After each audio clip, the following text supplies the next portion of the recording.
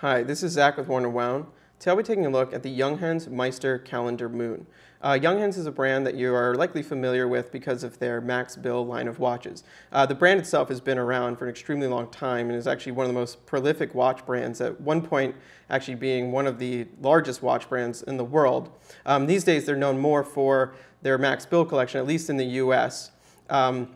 We've reviewed a couple of those. They're incredibly gorgeous watches. And today we're going to be taking a look at this different series of Junghans, the Meister series, which is a line that they've really been expanding upon in the last couple of years. This year at Basel, in fact, they had some exceptional pieces that we'll be reviewing later on this year. This watch, the Meister Kalendar Moon, was released a year or so ago, and it's a really actually fantastic piece and for their line as well as for the price point, the price bracket. So as you can see, this is a complete calendar. It has day, date, month, and a moon phase on it, as well as just, classic 3 hands. That is not a very common complication. It requires a special module to do so from a Dubois de Pras. So it is just something that is pretty scarce. If you were to look into vintage watches, you'll see it more in the mid to early 20th century. But these days, it's really relegated only to the kind of highest end of brands, something like Patek Philippe. In the Meister series, they take the aesthetic that is familiar with the Max Bill watches, but take it more towards a kind of classical watch feel to it. So you have a nice mix of modern and vintage aesthetics here. This watch, the Kalendar Moon, comes in at $2,190, which is a very, very fair price for a complete calendar. Apart from that, you just have some incredible detailing, beautiful finishing all around. So yeah, let's take a closer look now. The case of the Junghans Meister Kalendar Moon has a very interesting shape to it. It's definitely one that, to me, feels like a signature Junghans design. Though I've seen other brands do it, I feel like they were copying Junghans, actually. And it's one that is also similar to what you'll find on their Max Bill line. So from the top, you have a fairly classic shape to it, a very thin bezel area giving you a very big dial, which is nice. This watch is kind of all about the dial and the dial shapes and the crystal on here. It is a bit larger, though, than you might expect for something that is a fairly formal design. So this watch actually comes in at 40.4 millimeters in diameter, 45 millimeters lug to lug, and 12 millimeters tall. But as you can see here, there's a massive domed crystal, and the whole case back is domed as well. So while it's 12 millimeters, it doesn't really look or wear like a 12 millimeter design whatsoever. It wears much, much thinner than that. This case design, this is actually really where it gets very interesting, is this whole bowl shape to it. This makes it really sit in the wrist and also project up and out towards the dial. Doing that just puts a lot more emphasis on the dial, and you have these, instead of a slab side where the case has more presence, it really just cuts back quickly under your wrist. So that just kind of adds the elegance of it, the flow of it, kind of giving it a very nice fluid line, but also it's very attractive. I think, as something that's a little bit more formal, these flowing lines work very, very nicely. Looking at it from the top, the lugs are fairly short. It's 21 millimeter lug length there. Which is an interesting size. Obviously, it's an odd size, so straps are a little bit less common at that width. But looking at the design of the lugs, I think that they work very well in proportion to the case.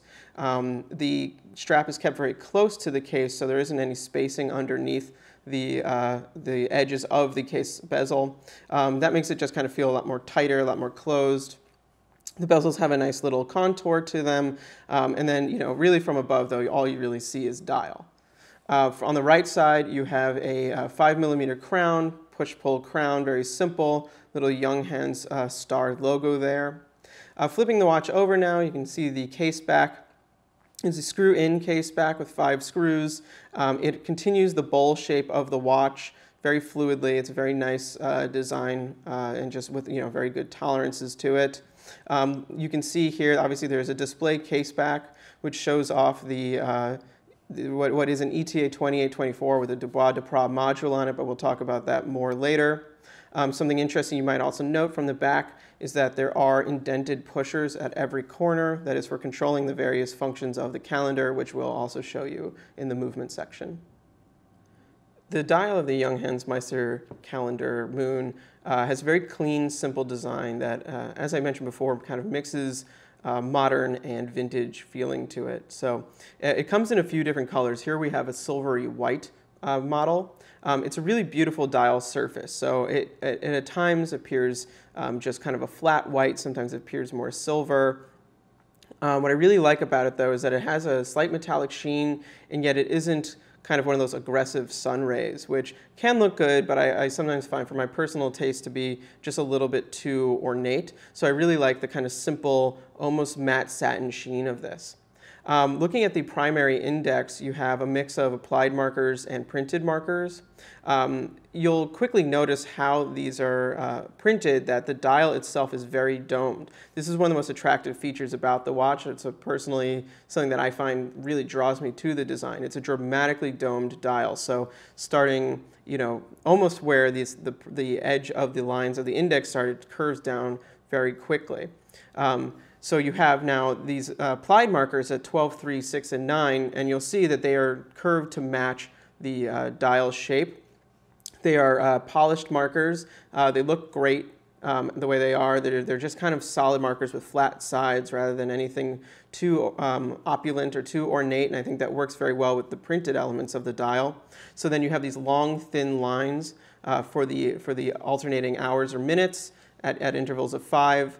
I really like that look as well. That to me kind of draws from the Max Bill line, gives it a little bit more of a graphic look, something a little bit atypical for a formal or vintage watch, and that's where it kind of starts to get this kind of more modern or contemporary graphic design element to it. Then for the individual minutes or seconds, you have just little black lines. They're very subtle, but they're enough to kind of indicate and give you some additional legibility. Looking now at the complication function, so as I mentioned, this is a complete calendar. So you have the month just off of 2, the day just by 10, the date in this subdial here. It's a pointer date, and then the moon phase also in that subdial. Looking at the two cutouts at 10 and 2, I really love the execution here. As you can see, the window itself is very small, but they created this kind of interesting oversized window around it, which has a lot of depth to it and kind of brings the eye in, like it's a projection in. It's a subtle detail, but one that in person I think looks great. I think if those had just been little windows, they would have been kind of lost in the dial, so this brings some emphasis to them, and it's just a nice execution. Looking now, though, at the subdial at 6, this is kind of a centerpiece of the design.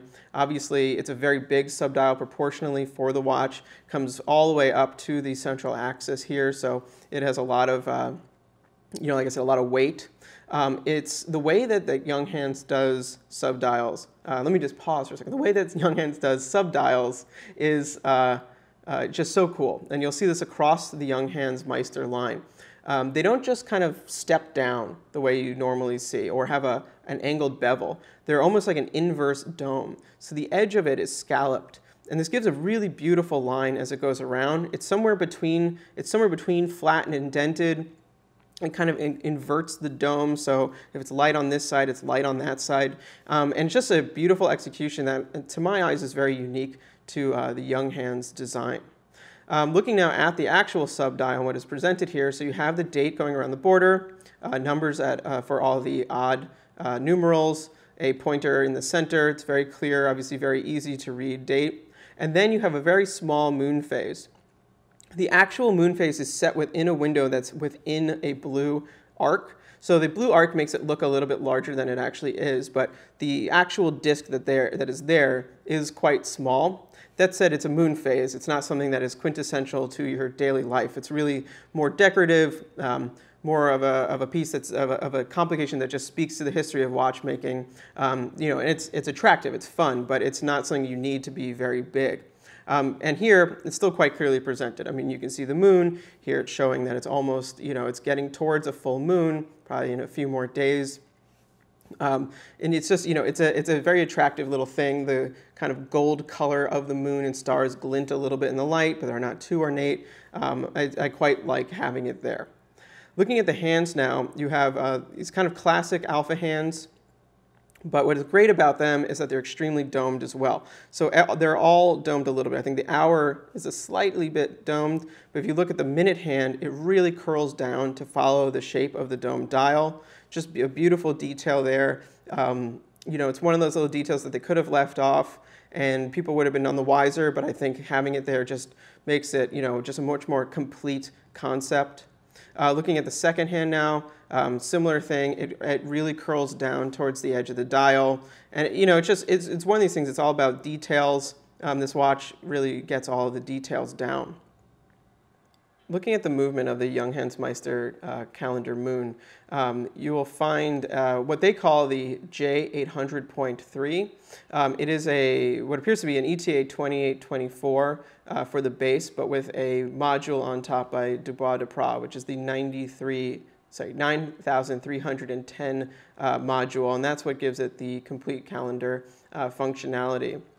Looking at the base movement here, though, you can see it is not just an average 2824. It is at least an elaborate grade.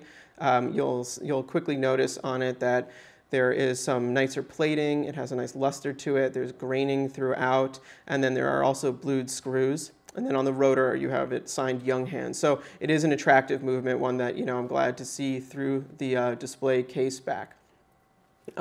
In terms of using the movement, in some ways it's classic. In some ways, there's a little bit of you know, new things you need to learn. So using, you know, typically when you set the date of a watch, you do it through the crown, but that's not the case on this watch. The crown only controls time.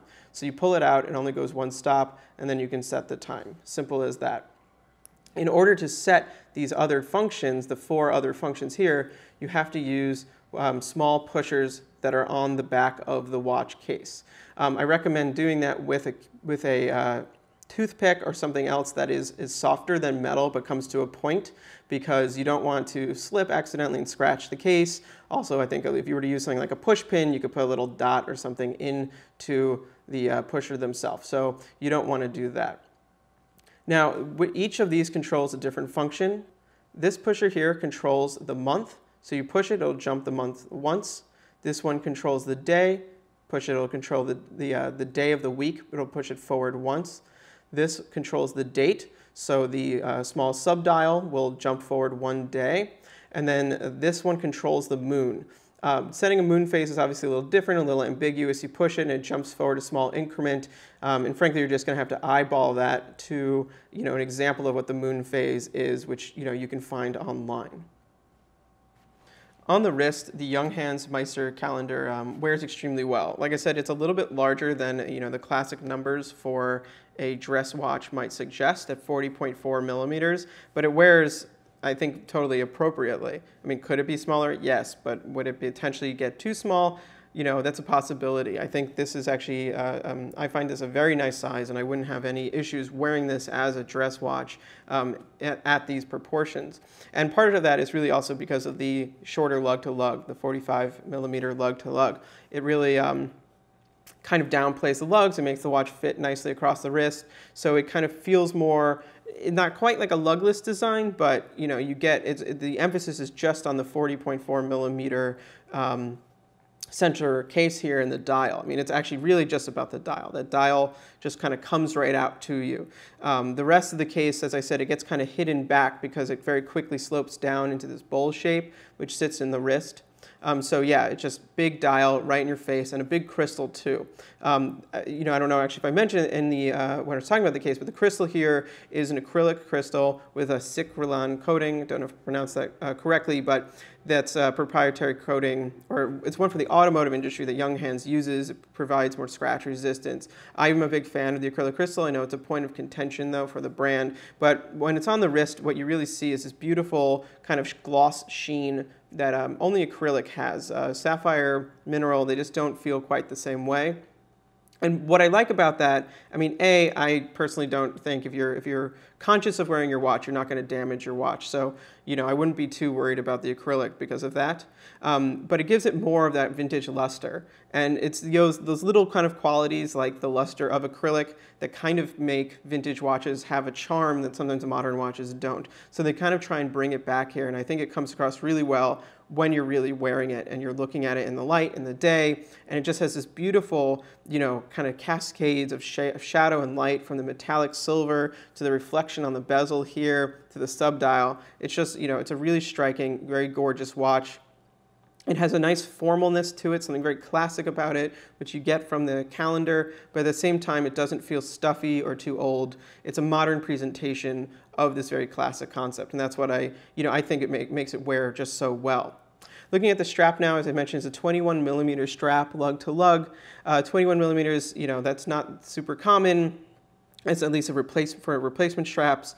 You can likely get a 22 millimeter in there, or if there's a 20 millimeter that runs a little wide, you could squeeze it in there. The strap that it comes with is a very, very even kind of brown strap. So the surface itself is very kind of corrected leather. It's not like a full grain leather. It's very even, and there's very little texture to it. It has a nice feel though. It has almost like a cordovan feel, but it's not cordovan. But you get that kind of formal, very rigid quality to it. It's a nice strap. I mean, it has, stitching on the sides, painted edges. It's lined underneath. And then you have kind of a classic thumbnail buckle here with the Junghans logo on it.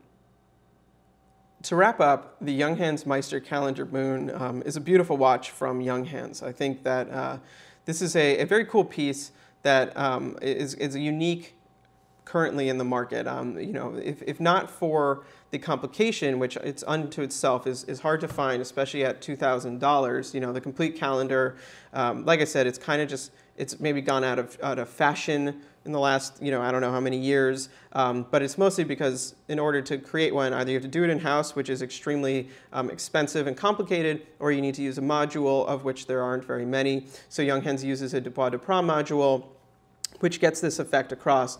But what I think is really great about the watch is the design and the execution. Having a calendar is one thing, but if it's on a watch that's unattractive, it doesn't really matter. So here you have a beautiful design watch. It feels very signature Junghans. You have these great domed elements to it, the domed dial, the domed markers, the domed hands, the inverse domed subdial, and then that massive crystal that just give it this beautiful all-dial presence, a really nice mixture of classic and modern feel. And like I said, it's a watch that I think you could absolutely wear in formal settings, yet there's something about it, you just want to wear it all the time. It isn't too stuffy. It isn't too too dressy at all to be worn, comfortably with your daily clothes. So, at $2,190, obviously it is not inexpensive, but I think it's a very good value for what you're getting, and it is uniquely positioned, within the market currently. Please read the full review on Worn&Wound. Follow us on Instagram, Facebook, and Twitter. Thank you.